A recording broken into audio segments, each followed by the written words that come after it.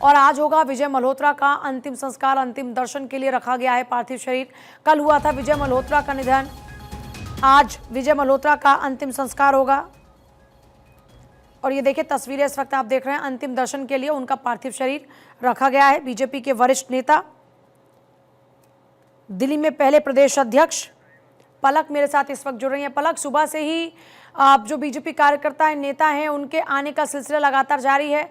आप कल देखिए विजय मल्होत्रा का निधन हुआ था और अभी तस्वीरें लगातार इस वक्त आप देख रहे हैं, ये कार्यालय की तस्वीरें हैं। विजय मल्होत्रा का अंतिम संस्कार होगा और अंतिम दर्शन के लिए अभी उनके पार्थिव शरीर को रखा गया है। बीजेपी के वरिष्ठ नेता विजय मल्होत्रा काफी दिनों से आवास पर उनका पार्थिव शरीर रखा जी गया था। जी पलक। और अभी दिल्ली की सीएम मुख्यमंत्री रेखा गुप्ता जो कि यहाँ पर अंतिम दर्शन के लिए पहुंची हुई हैं। दिल्ली बीजेपी के पहले अध्यक्ष रहे दिवंगत प्रोफेसर विजय कुमार मल्होत्रा, जिनको आज अंतिम विदाई दी जा रही है। तमाम बीजेपी के जो चेहरे हैं वो अंतिम विदाई देने के लिए यहाँ पर पहुंचे हुए हैं। दिल्ली की सीएम भी आप इन तस्वीरों में देख पाएंगे, जो कि उन्हें अंतिम विदाई देने के लिए पहुंची हुई हैं, अंतिम दर्शन के लिए पहुंची हुई हैं। और हर कोई उन्हें आज नम आँखों से विदाई दे रहा है। अजय जितने भी नाम रहे उनमें से एक नाम विजय मल्होत्रा का भी रहा। दिल्ली से 5 बार वो सांसद रहे पूजा, 2 बार वो विधायक रहे। और सबसे बड़ी अगर उनकी राजनीतिक जीत की हम बात करते हैं तो 1999 में जो आम चुनाव में उनको जीत मिली थी और उन्होंने पूर्व मुख्यमंत्री मनमोहन सिंह को दक्षिणी दिल्ली लोकसभा सीट से एक बड़े अंतर से हराया था। दिल्ली बीजेपी को उन्होंने मजबूत किया। एक सार्वजनिक जीवन उनका जो रहा वो बेहद सादगी भरा रहा। बेदाग छवि के लिए उनको जाना जाता है पूजा, और उन्होंने कई पदों पर काम किया। फिलहाल दिल्ली की सीएम रेखा गुप्ता यहाँ पर अंतिम दर्शन के लिए पहुँची हुई हैं। उनको एक नम आँखों से हर कोई विदाई दे रहा है। इसके पहले भी हम देखा कि तमाम जो चेहरे हैं बीजेपी के वो उनके अंतिम दर्शन के लिए पहुंच रहे हैं। और फिलहाल यहाँ पर दिल्ली की मुख्यमंत्री रेखा गुप्ता हैं। अगर हम बात करते हैं डॉक्टर मल्होत्रा की, तो एक दूरदर्शी वो हुआ करते थे पूजा।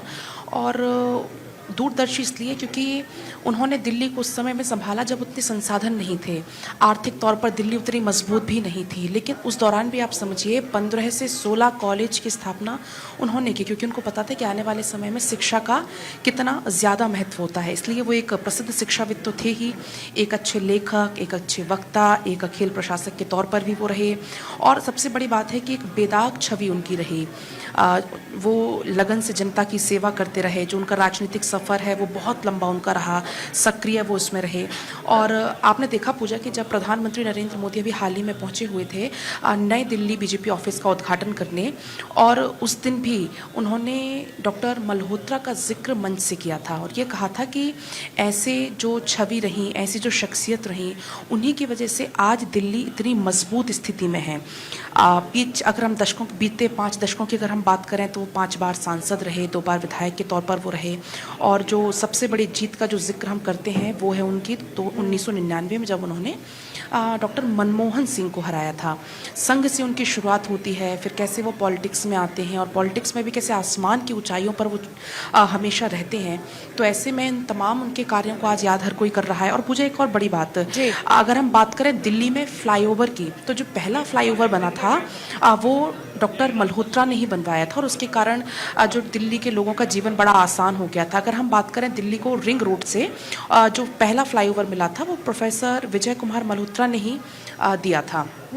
उनकी पहल थी वो, उनकी सूझबूझ थी वो। मुख्य कार्यकारी पार्षद भी रहे पूजा मल्होत्रा। और फ्लाईओवर बनवाने की अगर हम बात करते हैं तो उनकी अहम भूमिका इसलिए मानी जाती है क्योंकि उनका मानना ये था कि जो ट्रक हैं वो दिल्ली में प्रवेश ना करें, बाहर के बाहर वो दूसरे राज्यों को चले जाएं। तो कुल मिलाकर आप उनकी दूरदर्शिता को देखिए। 15 से 16 कॉलेज, आप डीयू की बात कर लें, चाहे राजधानी कॉलेज की बात कर लें, चाहे आप पंडित दीनदयाल कॉलेज की बात कर लें, हर एक की स्थापना में डॉक्टर मल्होत्रा का ही उनको ही इसका श्रेय जाता है। और फिलहाल पूजा यहाँ पर अंतिम दर्शन का दौर चल रहा है। सीएम रेखा गुप्ता ने ये जिक्र भी किया था कि हमने एक अपना मार्गदर्शक खो दिया है। तो पूरे बीजेपी को तो एक क्षति है ही, लेकिन अगर हम बात करें आधुनिक दिल्ली का उनको शिल्पकार कहा जाता है। शिक्षा का प्रमुख केंद्र बनाने में उनका प्रमुख योगदान रहा। पलक, क्योंकि आप वहां पर मौजूद हैं, अभी अंतिम दर्शन के लिए रखा गया, आज ही उनका अंतिम संस्कार होना है, तो अंतिम संस्कार को लेकर क्या कुछ जानकारी अभी? बिल्कुल पूजा, फिलहाल अभी मैं दिल्ली बीजेपी ऑफिस में हूँ। 12 बजे से 2 बजे तक का यहाँ समय है अंतिम दर्शन का। तो जितने भी लोग हैं वो यहाँ पर अंतिम दर्शन के लिए आ रहे हैं। सीएम रेखा गुप्ता अंतिम दर्शन कर चुके हैं, हालांकि उनकी मौजूदगी अभी यहाँ पर ही है, वो यहाँ पर ही बैठी हुई हैं।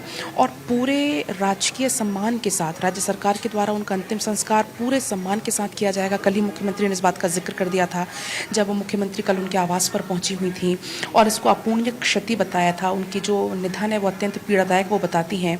और उन्होंने ये कहा कि दिल्ली के सांसद और विधायक भी जो रहे हैं विजय कुमार मल्होत्रा जी, उनका जिक्र वो करती हैं और कहती हैं कि वो बीजेपी के प्रथम पंक्ति के योद्धा थे। उन्होंने न केवल दिल्ली की राजनीतिक दशा बदली बल्कि एक सच्चे जनसेवक के तौर पर उनको जनसेवा के उन्होंने नए मानक स्थापित किए।